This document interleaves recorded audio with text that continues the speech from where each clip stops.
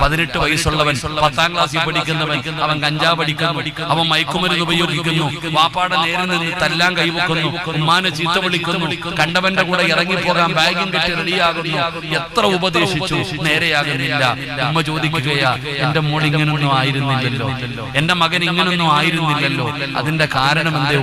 എന്റെ പ്രിയപ്പെട്ടവരെ, നമ്മുടെ എത്ര വഴുതു പറഞ്ഞാലും അവര് കേൾക്കൂല, നമ്മൾ എത്ര ഉപദേശിച്ചാലും അവര് കേൾക്കൂല.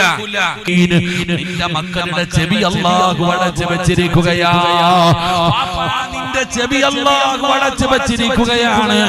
എത്ര വഅദ് പറഞ്ഞാലും കേൾക്കൂല, എത്ര ഉപദേശം കൊടുത്താലും കേൾക്കൂല. നിന്റെ ചെവി അല്ലാഹു അടച്ചു വെച്ചിരിക്കുകയാണ്, നിന്റെ ഹൃദയം അല്ലാഹു സീരി വെച്ചിരിക്കുകയാണ്. പിന്നെ അകത്ത് കയറൂല, പിന്നെ അകത്ത് കയറൂല. അതിന്റെ കാരണം നീ ഖുർആനിനെ കളിയാക്കിയതാ. അതിന്റെ കാരണം ഖുർആനിനെ